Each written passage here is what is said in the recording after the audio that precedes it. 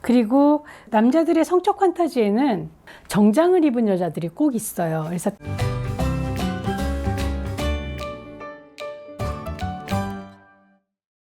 안녕하세요. 배정원TV의 배정원입니다. 자, 여러분 발렌타인데이 잘 보내셨어요? 좀 아쉽기는 했어요. 이번 영상을 준비하면서 지난달에 할 걸 이런 생각을 했거든요. 그러면 여러분들한테 좋은 팁이 됐을 텐데, 그래도 다행인 건 상술이긴 하지만 3월 14일 화이트데이는 아직 유효할 것 같아서 이번에 영상으로 준비해 봤습니다. 외국에서는 발렌타인데이, 화이트데이 이렇게 따로 하지 않는 것 같아요. 발렌타인데이는 내가 좋아하는 사람한테 고백을 하는 날이지, 남자가 여자한테 주고 여자가 남자한테 주고 이런 게 없는데, 정말 그야말로 상술로 화이트데이가 하나 더 생긴 거죠. 그런데 저는 그렇게 두 개 해서 이중과세를 하지 말고 하나만 지켰으면 좋겠다는 생각이 듭니다. 발렌타인데이는 뭐 나름대로 그 낭만도 있고 하니까 2월 14일 날 초콜릿을 주면서 사랑을 고백하면 좋을 것 같아요. 여러분들이 살면서 주변에 참 마음에 드는 사람들이 많이 있어요. 그렇죠? 그런데 오늘 영상은 여자분들에게 드리는 그 팁입니다. 저 남자가 마음에 들면 다른 여자한테 뺏기기 전에 내가 내 남자로 해야 되는 거 아닌가요? 자, 그러려면 어떻게 대시해야 되는지 그거에 대해서 우리 얘기해 볼까 합니다. 이번 영상은 몇 살까지 가능할까요? 저는 60, 70대까지도 가능하다고 생각을 합니다. 요즘은 뭐 워낙 싱글도 많고 평균 수명도 길어지고 그래서 우리는 죽을 때까지 연애할 수 있는 존재잖아요. 자, 시작합니다. 첫 번째는요, 남자를 내 남자로 만들려면 여성미를 좀 강조하셔야 됩니다. 이거는 뭐 남자에게 잘 보여라 뭐 이런 수준의 얘기가 아니고요. 상대한테 이성애를 느끼는 우리들이라면 여성적인 것과 남성적인 것을 표현할 때 상대가 매력을 느끼는 경우가 굉장히 많아요. 그렇지 않아요? 보면 남성성, 관대하고 뭔가 용기도 좀 있어 보이고, 그리고 먼저 뭔가 리드 좀 하고 이런 남자가 더 좋지 않나요?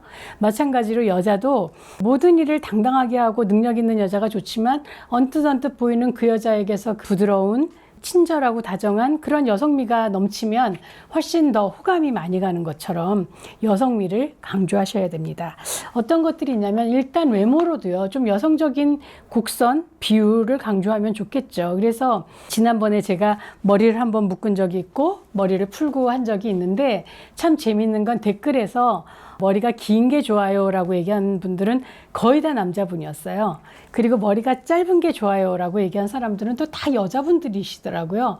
이런 걸 보면 아무래도 남자들이 여자를 볼 때는 여성미를 좀 더 많이 보는 것 같습니다. 그래서 여성적인 옷차림이 아주 자주 남자들에게 호감의 대상으로 보일 수가 있기 때문에 그것을 좀 이용하시면 좋을 것 같아요. 특히 여러분들 알고 계시잖아요. 남자들은 여자들보다 시각이 굉장히 예민해요. 그래서 이 보는 것이 굉장히 중요하고, 또 여러분들 눈이 작은 뇌라고 얘기하고, 남자들의 이 시각적인 구상력이 굉장히 강하다고 하니까 그것을 자극해 보는 게 좋겠습니다.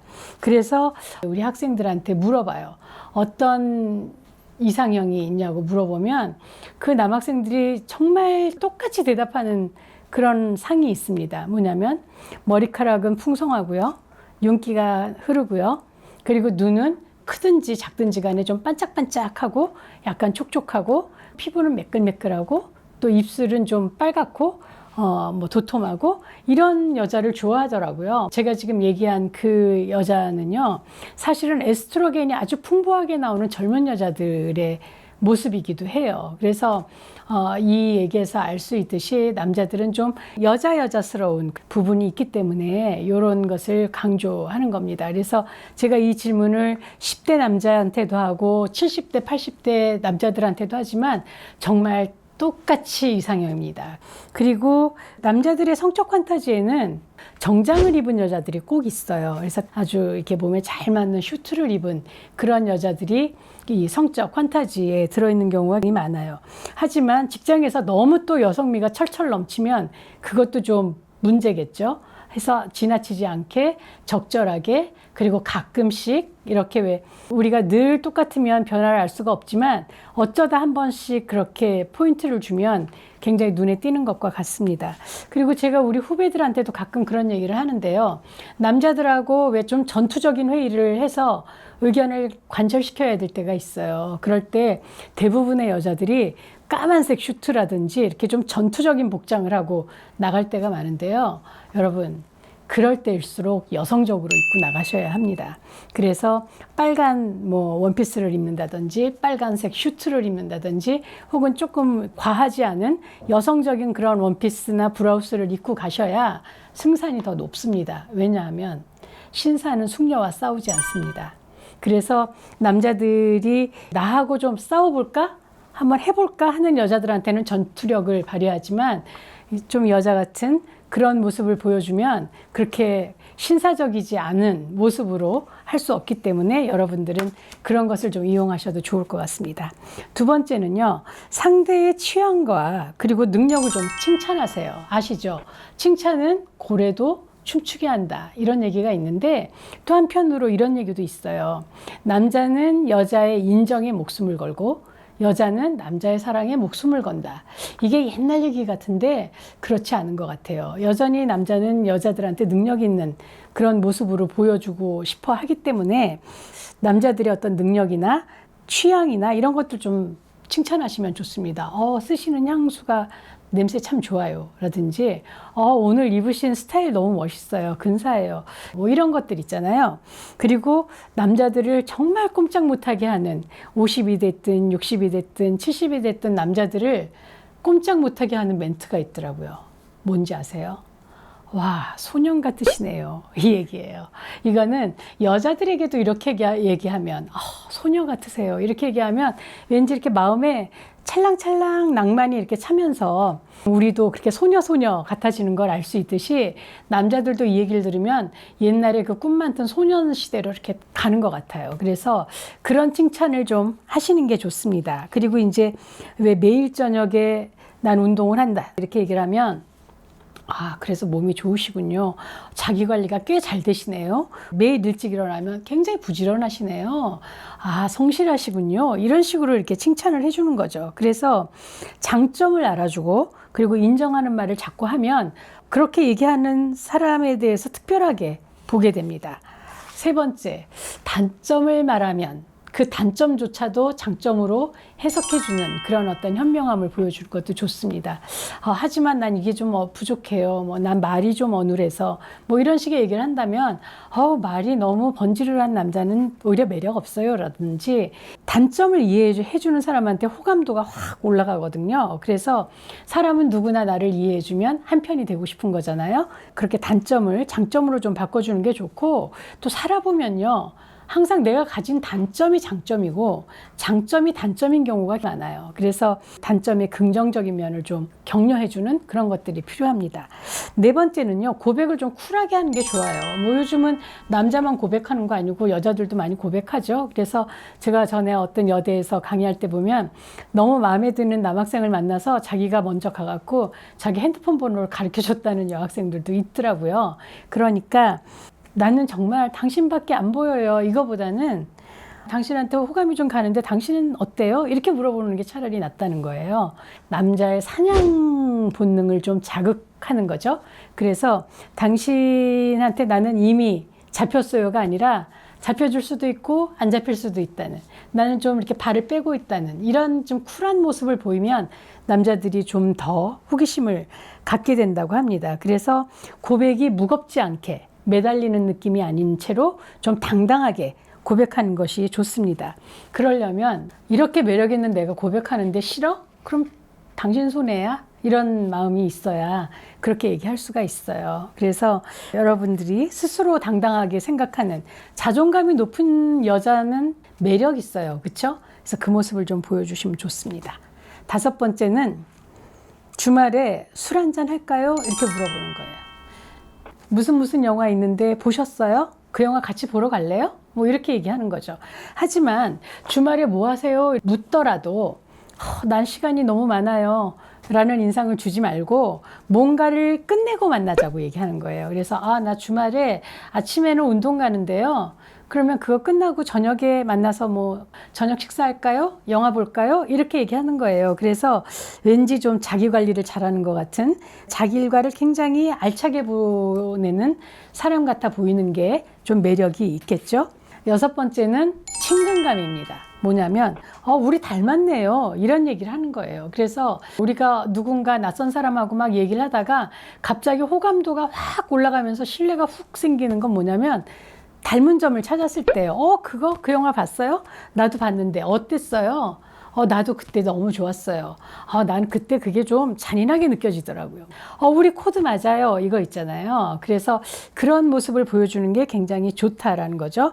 그리고 7번째는 다시 한번 만날 구실을 만드는 거예요. 그래서 뭐 미용실 같이 갈래요? 이래서 이제 같이 갔다고 그래요. 그러면 지난번 그 미용실 괜찮았어요? 이렇게 물어봐서 괜찮았어요. 그러면 다음에 또 가죠, 라든지, 혹은 뭐 영화 보실래요? 그래서 영화 같이 봤는데 영화 값을 남자가 냈으니 그러면 제가 술을 살게요. 이렇게 해서 기회를 더 갖는 그런 거를 마련하는 게 좋죠. 하지만 좀 장애가 있어야 됩니다. 그래서 보면 나는 언제든지 시간이 있어요가 아니라 쉽게 만날 수 있는 사람은 아니지만 나를 위해서 시간을 좀 냈구나, 이런 느낌을 좀 받을 수 있게 얘기하시는 게 좋다라는 겁니다. 살짝 눈치채도록. 8번째는 신호를 보내는 거죠. 내가 누군가를 좋아하고 있을 때 신호를 보내지 않으면 모를 때가 굉장히 많고요. 그리고 또 모든 사람에게 같이 똑같이 신호를 보내면 재미가 없잖아요. 그 사람한테만 보내는 거죠. 그래서 아침에 출근했을 때 그 사람하고 눈이 마주쳤을 때 뭐 눈을 살짝 찡긋해 준다든지, 잠깐 뭐 어깨를 툭 친다든지, 이렇게 왜 그 사람하고만의 이 스킨십이라든지 이런 것들을 하는 겁니다. 여기에 뭐가 묻었을 때, 옷에 십밥 같은 거 묻었을 때 그걸 이렇게 떼어주는 사람은 호감을 갖고 있거나 다정한 사람이에요. 그렇죠? 그래서 그런 식의 어떤 좀 자연스러운 스킨십으로서 내가 호감을 갖고 있다, 이런 걸 알려주면 친밀감이 훅 높아집니다. 그리고 말을 할 때 그 사람을 향해서 이렇게 몸을 여는 거죠. 그래서 그 다리를 꼴 때도 그 사람을 향해서 이렇게 다리를 꼬고, 친하면 그 사람을 보고 웃게 되어 있어요. 그 사람을 자꾸 바라보게 되고. 그렇기 때문에 내가 당신을 좋아하고 있다라는 신호를 살짝 적절하게 보내는 게 좋죠. 하지만 내가 당신을 좋아한다는 걸 너무 여러 번 쓰다듬고 만지고 말할 때마다 툭툭 치고 이러면 좀 끈적끈적하고 질척대는 느낌? 이런 건 우리 싫잖아요. 그래서 그 살짝 관심 있다라는 걸 좀 보여주면 좋고요. 그리고 9번째는 내가 저 사람한테 관심 있어요를 주변 사람한테 슬쩍 흘리는 게 좋아요. 누구씨 있잖아, 나 그 사람 참 괜찮아 보이더라, 그 사람 옷 입는 거 스타일 참 좋지 않아? 뭐 이런 식의 얘기를 슬쩍 하는 거죠. 간절하게 말고 그냥 슬쩍. 그래서 그 사람을 통해서 이렇게 얘기가 들어가면 누구씨가 칭찬하더라, 옷 스타일이 굉장히 좋다고, 옷 참 잘 입는다고 하던데, 혹은 매너가 정말 좋다고 하던데, 그러면 한번 돌아보게 되어 있습니다. 저 사람이 나한테 좀 관심이 있나? 이렇게 되어 있죠. 그리고 10번째는 그가 잘하는 걸 알고 부탁하는 겁니다. 자, 어떤 사람의 마음을 내가 가지려면 좀 전략적으로 움직이는 게 필요해요. 그래서 그가 잘하는, 하지만 너무 부담스럽지도 않고 또 너무 쉽지도 않은 그런 부탁을 좀 하는 겁니다. 그러면 그 사람이 나한테 어떤 마음을 갖고 있는지를 좀 알 수 있겠죠? 언젠가 TV에서 봤는데 홍해걸 의학 전문 기자님 계시잖아요. 그 홍 기자님이 에스더 박사님을 만날 때 얘기를 잠깐 하시더라고요. 비만에 대해서 좀 기사를 써야 되는데요. 논문 자료가 좀 필요한데 좀 구할 수 있을까요? 이렇게 말을 건넸대요. 그랬더니 그 다음 주에 학교를 찾아갔더니 여 박사님 책상 위에 논문하고 비만에 관련된 책들이 잔뜩 쌓여 있더라는 거예요. 그래서 홍 기자님이 여에스더 원장님이 나한테 관심이 있다라는 걸 그때 알았고 안심하고 대시할 수 있었다, 이렇게 얘기하더라고요. 자, 이런 것들이 상대한테 나를 어필하고 상대한테 내가 당신을 좋아하고 있어요 계속 노크하는 거예요. 여러분 그렇게 한번 해보시면 좋고, 조금 더 팁을 드린다면 목소리 훈련 좀 하시면 좋아요. 그래서 여러분 그거 아세요? 사람이 어떤 사람을 만날 때 가장 인상적으로 나에게 다가오는 거는요, 외모가 아니라 목소리라고 그래요. 그래서 목소리가 다정하고 부드럽고 그리고 울림이 있으면 그 사람 한 번 더 보게 되는 거죠. 그래서 약간 좀 낮고 그리고 부드러운 목소리, 다정한 목소리를 좀 연습하는 것이 좋고, 두 번째는 정서적으로 그 사람한테 좀 인상을 남기고 싶다 그러면 남자의 왼쪽에 앉는 게 좋다라고 얘기를 합니다. 왜냐하면 왼쪽 귀는 오른쪽 뇌로 이렇게 신호를 전달한다고 그래요. 그런데 이 오른쪽 뇌에는 감정 중추가 있기 때문에 여러분들 좀 더 왜 그 사람이 정서적으로 어필이 된다고 합니다. 그래서 여러분들 데이트를 하거나 밥을 먹을 때 가능하면 이 남자가 좋으면 그 남자의 왼쪽 자리를 놓치지 않으시기 바랍니다. 그리고 원래 데이트는요, 이렇게 정면에 마주 앉아서 하는 것보다 옆에 앉아서 하는 게 좋아요. 그래서 정말 사람을 많이 만나보고 그리고 굉장히 거기 그 사람과의 관계에 익숙한 사람들은요, 이렇게 마주보지 않고 바로 옆에 앉습니다. 그래서 앞자리를 비워놓고 옆에 와서 얘기도 하고 그러는 게 좋다라는 거죠. 이렇게 나란히 앉는 게 아니라 왜 이 원탁 같은 거 보면 옆에 앉는 게 훨씬 더 좋다라는 겁니다. 그리고 남자는 맞은편 정면에 앉으면 좀 대립, 나랑 한번 싸워보자는 거지, 이렇게 생각할 수 있다고 그래요. 그리고 무엇보다도 남자가 예스라고 대답할 수 있는 긍정적인 대답을 할 수 있는 질문을 자꾸 하라는 겁니다. 그러면 그렇게 그래요, 맞아요, 그렇죠, 좋아요 이런 대답을 이 남자가 자꾸 하다 보면 분위기가 이렇게 낙관적으로 긍정적으로 흐르면서 이 사람을 그런 시선으로 바라볼 수 있다라고 하는 거죠. 자, 어떠세요? 사랑도 이제는 전략이 좀 필요하죠. 이미 뭐 밀당은 알고 계시니까 그 남자의 마음을 내가 갖는 법 말씀드렸어요. 자, 요번에 화이트데이 때는 초콜릿 혹은 달콤한 사탕 뿐만 아니라 그 사람의 마음도 콕 가져오도록 해보세요. 여러분 잊지 않으셨죠? 좋아요, 구독,